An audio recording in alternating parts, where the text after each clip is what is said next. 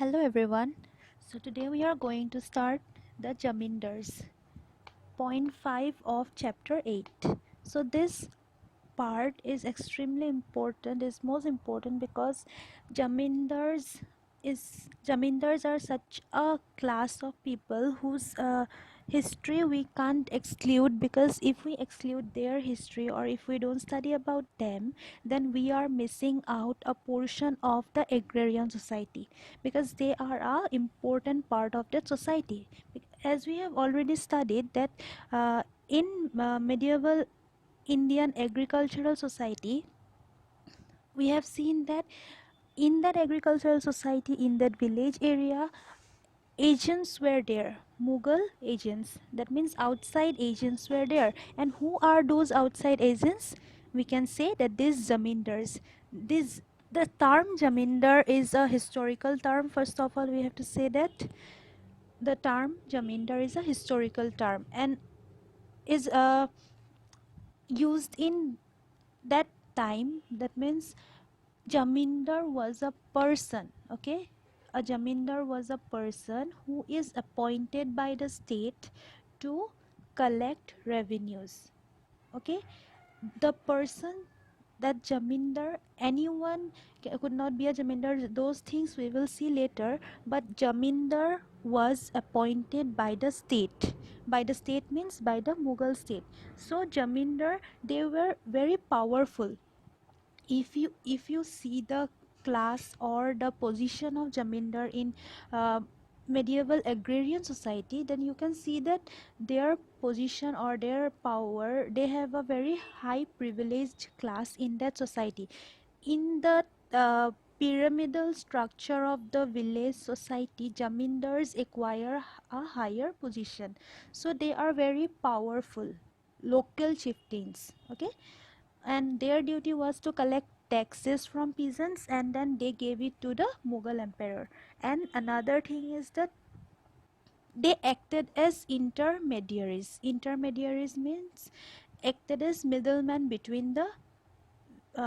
village people, taxpayers, and the state tax collector, uh, tax receiver, sorry. So you can see in the meantime, you will see that these zamindars, they have a great deal of power, they enjoy a great deal of power. So about the zamindars, how they did their activities, what kind of positions they had, so all this we will see in this chapter, uh, point 5. So জামিনদাৰ্ছ মানে আমি কি বুজিলোঁ, এইটো মধ্যযুগত ব্যৱহাৰ হোৱা এটা term. জামিনদাৰসকলক ৰজাঘৰৰ পৰা এপইণ্ট কৰা হয় কি কৰিবৰ কাৰণে, টেক্স কালেক্ট কৰিবৰ কাৰণে। চ' তেওঁলোক ইণ্টাৰমেডিয়েৰী বা মিডলমেন হিচাপে ৰোল প্লে কৰে, টেক্স কালেক্ট কৰি পেলাই ৰজাঘৰক দিয়ে। This things are basically done by zamindars. আৰু এটা কথা, জামিনদাৰসকল ইমানেই ইম্পৰ্টেণ্ট এই এগ্ৰিকালচাৰেল ছ'চাইটিখনৰ লগত, কিন্তু তেওঁলোকৰ ডাইৰেক্ট অৱদান বা they are not direct participants of agriculture. তেওঁলোকে এগ্ৰিকালচাৰৰ ওপৰতে জীয়াই থাকে। Their source of livelihood is agriculture, but they does not participate directly. তেওঁলোকে ইনডাইৰেক্টলি পাৰ্টিচিপেট কৰে এগ্ৰিকালচাৰত, ঠিক আছে? চ' তেওঁলোকৰ ৰুৰেল ছ'চাইটিত তেওঁলোকৰ ষ্টেটাছটো ছুপিৰিয়ৰ হয়, সেইটো মই অলৰেডি কৈছোঁ। আৰু এটা কথা, সেইটো যুগত আমি দেখি আহিছোঁ যে ৰজাঘৰৰ পৰা যদি কিবা এটা পজিশ্যন বা কিবা এটা কামৰ কাৰণে এপইণ্ট কৰা হয়, তেতিয়া ক্ৰাইটেৰিয়াটো আছিলে যে they will be appointed, any one will be appointed from আ হায়াৰ ক্লাছ। ভাল কামৰ কাৰণে হায়াৰ কাষ্টৰ, মানে এনেকুৱা কামৰ কাৰণে হায়াৰ কাষ্টৰ পৰা এপইণ্ট কৰা হয়, অ'কে? চ' এই কাষ্ট ফেক্টৰটো এটা এডিং ফেক্টৰ বুলি ক'ব পাৰা। এই কাষ্ট, তেওঁলোকে যে এটা হাই কাষ্টৰ পৰা বিলং কৰে জামিনদাৰ্ছসকলে, সেইটো কাৰণে তেওঁলোকে অট'মেটিকেলি এটা হাই ষ্টেটাছ এনজয় কৰিব পাৰে, অ'কে? তাৰ উপৰি তেওঁলোকে কাৰ কাৰণে কাম কৰে, ষ্টেটৰ কাৰণে কাম কৰে, তাৰমানে ৰজাঘৰৰ কাৰণে কাম কৰে। তেতিয়াহ'লে তেওঁলোক ৰজাঘৰীয়াই বুলি ক'ব পাৰি এক প্ৰকাৰে। চ' আমি কি বুজিছোঁ এইখিনিত, মানে জামিনদাৰ্ছসকল এখন সোসাইটিত মেডিয়েভেল যুগত কোনটো পজিশনত তেওঁলোকক আমি দেখা পাওঁ দে আৰ আ মিডলমেন অ'কে আৰু তাতকৈ ইম্পৰ্টেণ্ট আমি অকল এগ্ৰেৰিয়ান ছ'চাইটিখনত চাবলৈ গ'লে তেওঁলোকৰ ষ্টেটাছটো higher than everyone else so' here we will see what were the positions of the possessions of the zamindars তাৰমানে তেওঁলোকৰ সম্পত্তি মাটি তেওঁলোকৰ কেনেকুৱা কি ধৰণে আছিলে তেওঁলোকে যে এইখিনি পাৱাৰ এনজয় কৰে কি চ'ৰ্চৰ পৰা তেওঁলোকে পাৱাৰখিনি পায় অ'কে আৰু মধ্যযুগত বিশেষকৈ আমি চ'ৰ্চেছবিলাকত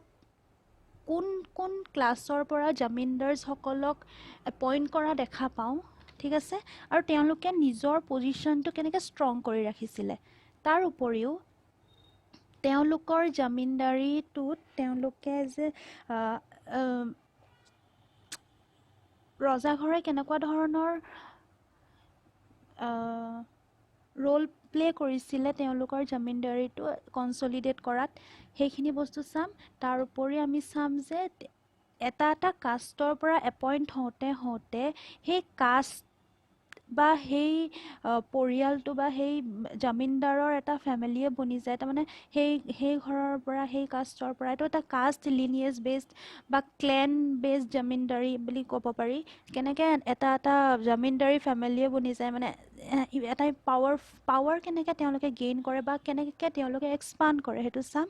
ঠিক আছে এইখিনি বস্তু আমি বিশেষকৈ চাম এইখিনি চালে আমি গম পাম পিছত .6 লেণ্ড ৰেভিনিউ ছিষ্টেমটো কেনেকৈ কাম কৰিছিলে মেডিয়েভেল যুগত that means during the Mughal rule First of all, we will see a jamindar is especially one who leases his land to tenant farmers. Okay? তেওঁলোকক এটা জাগাৰ কাৰণে ফাৰ্ষ্ট অফ অল এপইণ্ট কৰা হয় অ'কে এটা এৰিয়াৰ কাৰণে এপইণ্ট কৰা হয় যিটো এৰিয়াৰ পৰা তেওঁলোকে লেণ্ডৰ টেক্স কালেক্ট কৰিব তাৰ উপৰিও তেওঁলোকৰ নিজৰ মাটি আছিলে পাৰ্চনেল লেণ্ডছবিলাকক সেই জামিনদাৰসকলে পজেছ কৰা পাৰ্চনেল লেণ্ডটো কি বুলি কয় মিল্কিয়াত তাৰমানে প্ৰপাৰ্টি তেওঁলোকৰ অ'ন প্ৰপাৰ্টি চ' মিল্কিয়াত লেণ্ডবিলাক তেওঁলোকে কেনেকৈ ইউজ কৰিছিল তেওঁলোকৰ প্ৰাইভেট ইউজৰ কাৰণে ৰাখিছিলে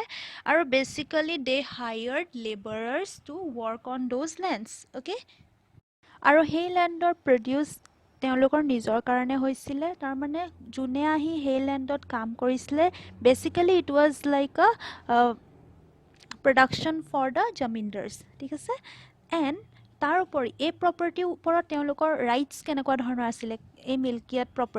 মিল্কিয়াত বা প্ৰপাৰ্টি যাৰ মিনিং প্ৰপাৰ্টি এই প্ৰপাৰ্টিৰ ওপৰত তেওঁলোকৰ কেনেকুৱা ধৰণৰ ৰাইট আছিলে they could sell it okay বিক্ৰী অৰ মৰ্টগেজ মানে তেওঁলোকৰ নিজৰ ইচ্ছাৰে তেওঁলোকে বিক্ৰী কৰিব পাৰিছিল তেওঁলোকে মৰ্টগেজত ৰাখিব পাৰিছিল তেওঁলোকৰ নিজ ইচ্ছাৰে সেই মাটি তেওঁলোকে ব্যৱহাৰ বা সেই প্ৰপাৰ্টি তেওঁলোকে ব্যৱহাৰ কৰিব পাৰিছিল এইখিনি হ'ল তেওঁলোকৰ প্ৰাইভেট প্ৰপাৰ্টি এতিয়া আমি চাম কেনেকুৱা চ'ৰ্চৰ পৰা তেওঁলোকে এটা পাৱাৰ গেইন কৰিছিলে তেওঁলোকক ৰজাঘৰে দিয়া কোনখিনি এক্টিভিটিজৰ কাৰণে তেওঁলোক পাৱাৰফুল হৈ উঠিলে ঠিক আছে first of all the main fact is that তেওঁলোকে ষ্টেটৰ বিহাফত অ'কে ৰজাঘৰৰ হৈ ৰেভিনিউ কালেক্ট কৰে সেইটো এটা first point understood so here revenue collecting is one source from where they are deriving their power revenue collect কৰি পেলাই তেওঁলোকৰ এটা পাৱাৰ গেইন হৈছে আৰু এই চাৰ্ভিচ যে তেওঁলোকে দিছিলে ৰজাঘৰক তেওঁলোকে দিয়াৰ কাৰণে ফাইনেন্সিয়েলি কম্পেনচেশ্যনো পাইছিলে অ'কে ফাইনেন্সিয়েলি ৰজাঘৰৰ পৰা বা মোগল এম্পায়াৰৰ পৰা তেওঁলোকে ফাইনেন্সিয়েল কম্পেনচেশ্যন পাইছিলে যেনেকৈ আমি জব কৰোঁ চেলেৰি পাওঁ চ' তেওঁলোকৰ এটা ফাইনেন্সিয়েল কম্পেনচেশ্যন আছিলে তাৰ উপৰি আৰু কোনটো চ'ৰ্চৰ পৰা তেওঁলোকে পাৱাৰ ডিৰাইভ কৰিছিলে তেওঁলোকৰ কণ্ট্ৰল আছিলে মিলিটাৰী ৰিচৰ্চেছৰ ওপৰত এইটো এটা বহুত ডাঙৰ source of power বুলি ক'ব পাৰা military sources বা military resources ওপৰত সবৰে control নাথাকে বাট এই ৰাইটটো সবকে দিয়া নহয়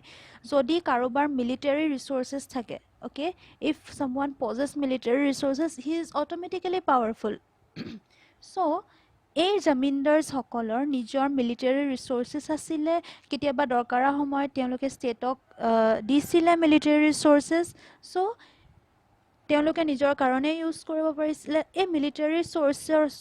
ৰিচোৰ্চেছৰ ওপৰত যিটো এটা কণ্ট্ৰল আছিলে তেওঁলোকে মিলিটাৰী ৰাখিব পাৰিছিলে সেই কণ্ট্ৰলটো এনাডাৰ চ'ৰ্চ অফ পাৱাৰ তাৰমানে সেই সমাজখনত তেওঁক এটা পাৱাৰফুল পাৰ্চন হিচাপে চোৱা যায় নেক্সট ইজ ডেট তেওঁলোকৰ নিজৰ আৰ্ম কণ্টিজেণ্টটো আছিলে আৰ্ম কণ্টিজেণ্টটো কেনেকুৱা আছিলে কেভেলৰী আৰ্টিলাৰী ইনফেণ্ট্ৰি মানে different divisions in the army cavalry artillery infantry আৰু তাৰোপৰি ফৰ্ট্ৰেছেছো আছিলে মানে যিবোৰ ফৰ্টছৰ পৰা ছাপ'জ এটা ডিফেন্সিভ শিল্ড হিচাপে কাম কৰে ফৰ্টছবিলাকে আমি জানো ফৰ্টছবোৰ কিয় বনোৱা হৈছিল সেইটো যুগত এটা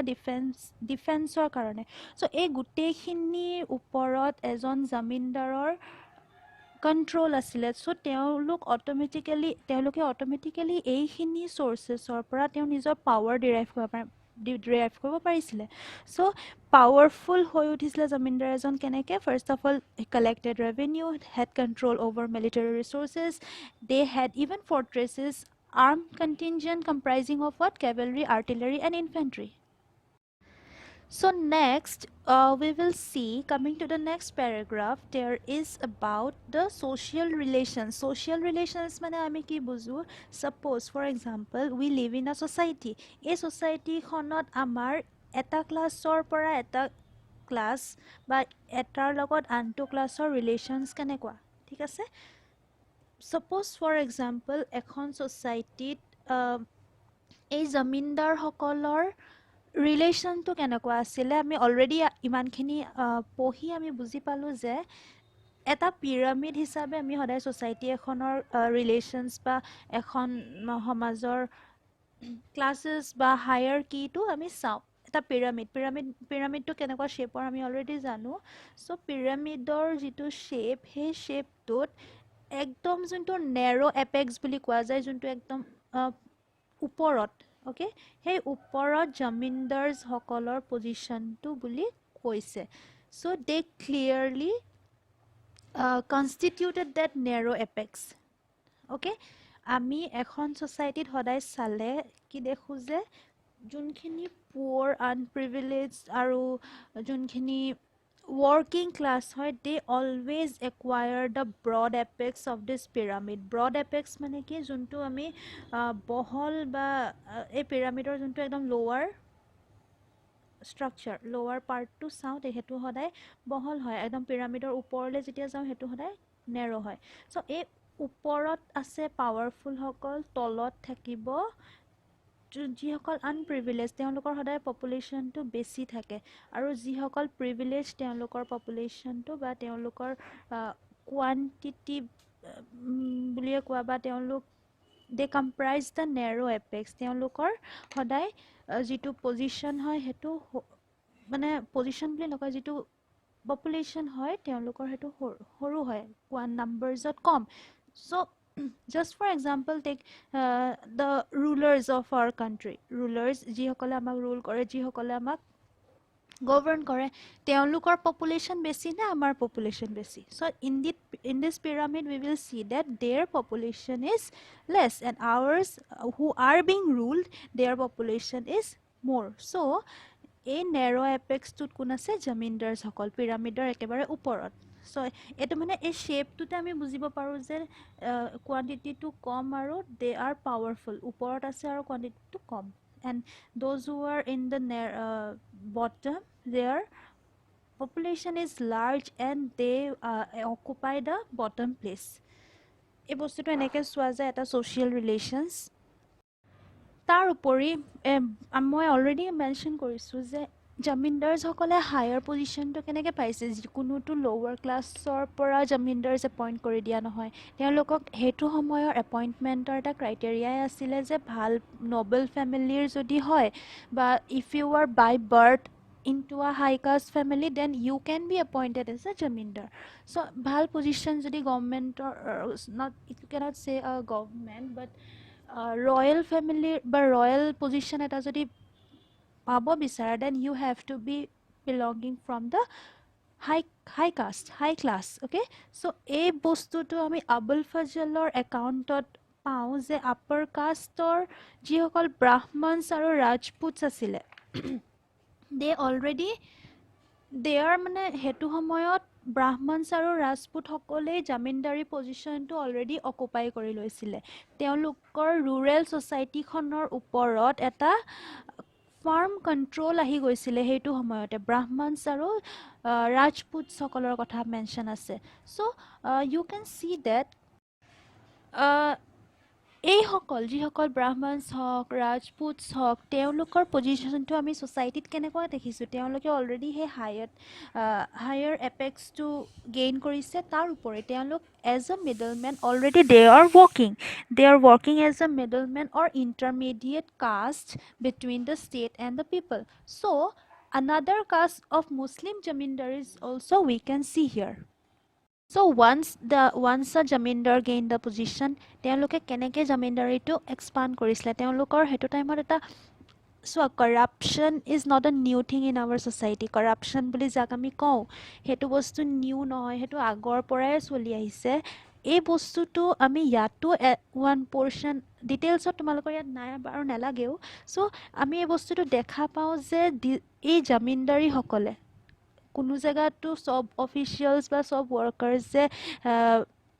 ইমানদাৰীকৈ কাম কৰিছিলে বুলি আমি ডাঠি ক'ব নোৱাৰোঁ। আৰু তাৰ আমাৰ চ'ৰ্চেছত মেনশ্যনো আছে যে জামিনদাৰী এক্সপাণ্ড কৰিবলৈ তেওঁলোকে কি কৰিছিলে, যোনবোৰ উইকাৰ ছেকশ্যন অফ পিপল হয় তেওঁলোকৰ ওপৰত পাৱাৰফুল মিলিটাৰী এক্ট দেখাইছিলে বা তেনেকৈ পাৱাৰ দেখাই পেলাই তেওঁলোকে very often they use to expand their zamindari. কিন্তু এইটো আমি ক'ব নোৱাৰোঁ যে ষ্টেটে এইটো এলাউ কৰিছিলে। অ'কে, জামিনদাৰ্ছসকলে সেইটো লেভেলত তেওঁলোকে তেনেকুৱা ধৰণৰ এক্ট কৰিছিলে, নকৰা নহয়, but it was not allowed by the state. Okay, এনেকুৱা এগ্ৰেছিভ বিহেভিয়াৰ জামিনদাৰ এজনৰ পৰা কেতিয়াও ষ্টেটে এক্সপেক্ট নকৰিছিলে বা সেইটো কৰিবলৈ এলাউ কৰা নাছিলে। নিজৰ মতে তেওঁলোকে এক্সপাণ্ড কৰাৰ কোনো ৰাইট নাছিলে, বাট ষ্টিল কৰিছিলে। ঠিক আছে, চ' যদি কেতিয়াবা ইম্পেৰিয়েল অৰ্ডাৰ দিয়া হয় এজন জামিনদাৰক যে তুমি ইয়াত নিজৰ মতে এক্সপাণ্ড কৰিব পাৰা, সেইটো বেলেগ কথা। কিন্তু তেনেকুৱা কৰিছিলে বুলি বা ষ্টেটে তেনেকুৱা বিচাৰিছিলে বুলি this is unexpected of the state. That means unexpected of the zamindari by the state. So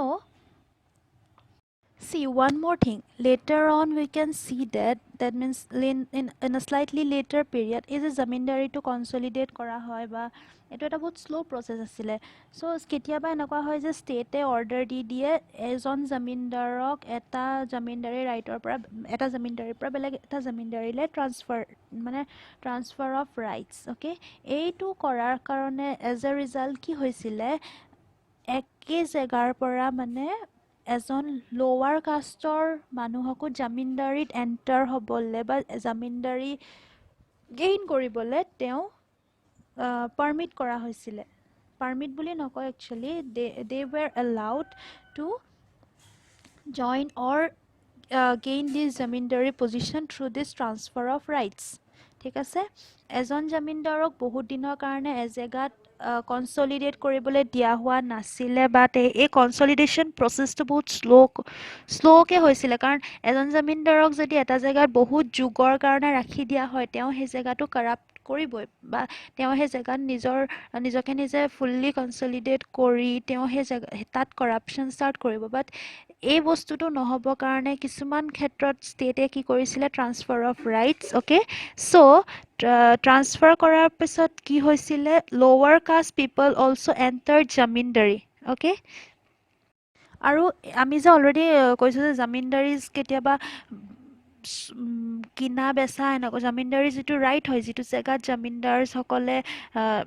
নিজৰ জামিনদাৰী এনজয় কৰি আছিলে, সেই জামিনদাৰসকলে কেতিয়াবা নিজৰ জামিনদাৰী বিক্ৰীও কৰি দিছিলে। চ' এই বস্তুটোত এই ক্ষেত্ৰত কি হয়, মানে এই বিক্ৰী কৰা কিনা বেচাৰ ফলত এজ আ ৰিজাল্ট কি হৈছিলে, এই জামিনদাৰীটো এজন ৰিলেটিভলি ল'ৱাৰ কাষ্টে পাবলৈ সক্ষম হৈছিলে। ল'ৱাৰ কাষ্ট মানে ইয়াত এইটো মেনশ্যন কৰা নাই যে একেবাৰে lower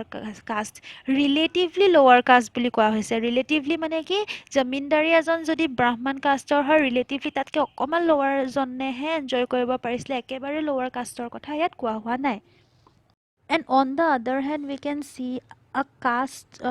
clan or lineage based জামিনদাৰিজ। মই যে কৈছিলোঁ এটা ক্লেনৰ পৰা জামিনদাৰিজ এপইণ্ট হওঁতে মানে সেই ক্লেনটো জামিনদাৰী ক্লেন হিচাপেই নিজকে কনচলিডেট কৰি লৈছে। এইবোৰ কোনবোৰ জেগাত হৈছে, যোন নৰ্থ ইণ্ডিয়াত ছাপ'জ ৰাজপুতছ আৰু জাটছসকল, তেওঁলোকে বেছিভাগ তেওঁলোকৰ এক্টিভিটিজবোৰ জামিনদাৰীৰ লগতে ৰিলেটেড আছিলে। তেওঁলোক এজ জামিনদাৰ্ছ তেওঁলোকে সেই এৰিয়াবিলাকত কনচলিডেট কৰি লৈছিলে নিজকে, মানে নিজৰ পাৱাৰটো কনচলিডেট কৰিছিলে। আৰু বেংগল ছাইডে চাউদাৰ্ণ পাৰ্ট আৰু ৱেষ্টাৰ্ণ পাৰ্টত আছিলে চাটগোপছসকল, ঠিক আছে। তেওঁলোক পিজন পেষ্টৰেলিছ আছিলে আগতে। চাটগোপছসকলেও নিজৰ নিজৰ পাৱাৰফুল জামিনদাৰী এটা জেগাত কনচলিডেট কৰি লৈছে। চ' এওঁলোকৰ ক্ষেত্ৰত বেলেগ হয় এই বস্তুটো, তেওঁলোকে ক্লেন বা লিনিয়েজ বেছ জামিনদাৰিজ, ঠিক আছে, ফৰ্ম কৰি লৈছে নিজৰ পাৱাৰটো কনচলিডেট কৰি পেলাই। চ' ইয়াৰলৈকে আমি গম পালোঁ জামিনদাৰসকল কেনেকৈ পাৱাৰফুল আছিলে আৰু তেওঁলোকৰ পজিশ্যনছ কেনেকুৱা আছিলে, তেওঁলোকে কেনেকৈ নিজৰ পাৱাৰ কনচলিডেট কৰিছিলে বা এক্সপাণ্ড কৰিছিলে, তেওঁলোকৰ ৰাইটছ কেনেকৈ ট্ৰান্সফাৰ কৰা হৈছিলে, এইখিনি গম পালোঁ। তাৰোপৰি এতিয়া ঠিক এটা বস্তু আমি চাব লাগিব, এজ জামিনদাৰসকলক যে এটা এৰিয়া দি দিয়া হয় জামিনদাৰী হিচাপত। ছাপ'জ ফৰ এক্সাম্পল, মই জাষ্ট এটা এক্সাম্পল দিছোঁ প্ৰেজেণ্ট ষ্টেটৰ হেৰিৰ লগত। যোৰহাটৰ ছাপ'জ এটা এৰিয়া এজন জামিনদাৰী আণ্ডাৰত আছে, okay, for collecting revenue, just example দিছোঁ। চ' এই যে এৰিয়াটোত এজন জামিনদাৰৰ হাতত আছে, তেওঁৰ ইয়াত ডিউটিজ কি ধৰণৰ হ'ব পাৰে, ঠিক আছে। তেওঁৰতো ঠিক আছে নিজৰ মিল্কিয়াত লেণ্ডছো আছে। চ' তেওঁলোকে সেইটো নিজৰ ধৰণে মিল্কিয়াত লেণ্ডছ ব্যৱহাৰ কৰিব পাৰিছিলে, মিল্কিয়াত লেণ্ডছৰ প্ৰডাকশ্যন নিজৰ কাৰণেও ব্যৱহাৰ কৰিব পাৰিছিলে। নিজৰ কাৰণে কি মানে, তেওঁ বিক্ৰী যদিও কৰি দিয়ে, সেই প্ৰডাকশ্যনটো তেওঁৰ যিটো ইনকাম হ'ব সেইটো নিজৰ কাৰণে হ'ব, ঠিক আছে। তাৰ উপৰি তেওঁলোকৰ যে এটা এৰিয়া জামিনদাৰীটো যে ৰাইট আছে ৰেভিনিউ কালেকশ্যন কৰিবৰ কাৰণে, সেই পিজেন্টছসকলৰ লগত তেওঁলোকৰ ডিউটিজবোৰ কেনেকুৱা ধৰণৰ হ'ব এজ জামিনদাৰ্ছ, ঠিক আছে। সেই জামিনদাৰী বা সেই এগ্ৰিকালচাৰেল লেণ্ড টুকুৰাৰ ওপৰত তেওঁলোকৰ এক্টিভিটিজ কেনেকুৱা ধৰণৰ হ'ব, ঠিক আছে। ফাৰ্ষ্ট অফ অল, তেওঁলোকে যদি ৰেভিনিউ কালেক্ট কৰিব লাগে, তেওঁলোকেতো চাব লাগিব যে কাল্টিভেশ্যনছ ভালকৈ হৈছে নে নাই। চ' কাল্টিভেশ্যন ভালকৈ হৈছে নে নাই এইখিনি চোৱা চিতা কৰিব যাওঁতে তেওঁলোকে কেছ লোনছো পেজেণ্টছসকলক প্ৰভাইড কৰে, যাতে ভালকৈ কাল্টিভেশ্যন হওক আৰু ভাল মিনছ ইউজ কৰি কাল্টিভেশ্যন কৰক পেজেণ্টছসকলে, আৰু এই কাল্টিভেশ্যনছৰ পৰা যাতে তেওঁলোকে ৰেভিনিউ টাইমলি পে' কৰিব পাৰে, ঠিক আছে। এইখিনি চোৱা চিতা জামিনদাৰসকলে কৰিছিলে। আৰু এটা বস্তু, এই যে জামিনদাৰসকলে নিজৰ জামিনদাৰী বিক্ৰী কৰি দিয়ে, কিনে, এই বেচা কিনাৰ যিটো প্ৰচেছ, এই প্ৰচেছটোৱে কি কৰিছিলে, এই কাণ্ট্ৰি ছাইড মানে ভিলেজ এৰিয়াবিলাকত মানিটাইজেশ্যন, ইউজ অফ মানিটো বহুত সোনকালে ইনক্ৰিজ কৰি দিছিলে, ঠিক আছে। মনিটাইজেশ্যন প্ৰচেছটো মানে খুব ফাষ্ট ইনক্ৰিজ হৈছিলে এই বেচা কিনা হোৱাৰ কাৰণে, ঠিক আছে। তাৰোপৰি মই অলৰেডি কৈছোঁৱে মিল্কিয়াত লেণ্ডছবিলাকৰ কথা। মিল্কিয়াত লেণ্ডছৰ যিটো প্ৰডিউচ, সেইটো জামিনদাৰসকলে বিক্ৰী কৰি দিব পাৰিছিল। জামিনদাৰসকলে ক'ত বিক্ৰী কৰিছিল, যোনটো ভিলেজ হাটছ বুলি যে কয়, হাট মানে এটা টাইমত এখন বজাৰ বহা হয়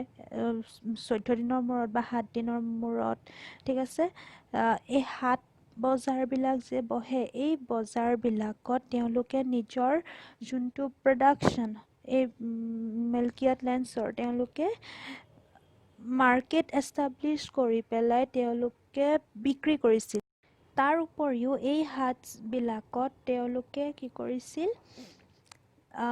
পেজেণ্টছবিলাকে আহিও নিজৰ খেতিৰ নিজৰ প্ৰডাকশ্যন বিক্ৰী কৰিব পাৰিছিল মানে এই বাইং চেলিং প্ৰচেছটো ইয়াত আৰম্ভ হৈছে আমি দেখিছোঁ মানে মাৰ্কেটৰ প্ৰচেছটো চেপ্টাৰটোৰ ইন্ট্ৰডাকশ্যনতে আমি পাইছোঁ যে আউটছাইড এজেণ্টছ অহাৰ লগে লগে ইয়াত এটা কেছ নেক্সাছ আমি দেখা পাইছোঁ তাৰ উপৰি এই যে টাউনৰ লগত এটা লিংক হৈছে টাউনৰ লগত লিংকটো কেনেকুৱা ধৰণৰ হৈছে এনেকুৱা ধৰণৰ মাৰ্কেট ফেক্টৰ ভিলেজত আগতে নাছিলে এই বস্তুটো এনেকৈ শ্ল'লি গ্ৰেজুৱেলি আহিছে ভিলেজবিলাকত চ' এই ভিলেজবিলাকত এটা মাৰ্কেট ফেক্টৰ অহাৰ লগে লগে আমি অকণমান টাউনৰ লগত লিংকটো দেখা পাইছোঁ এতিয়া ঠিক আছে চ' জামিনদাৰসকলে এনেকুৱা ধৰণৰ ফেচিলিটিজ বুলি নকয় বা এনেকুৱা ধৰণৰ কাল্টিভেশ্যনৰ লগত জড়িত ৰিকুৱায়াৰমেণ্টছবিলাক প্ৰভাইড কৰিছিলে and lastly there is little doubt that zamindars were an exploitative class এনেকৈ কৈছে এক্সপ্লইটেটিভ ক্লাছ আছিলে বুলি আমি মানে ফুল্লি কৈ দিব নোৱাৰোঁ ঠিক আছে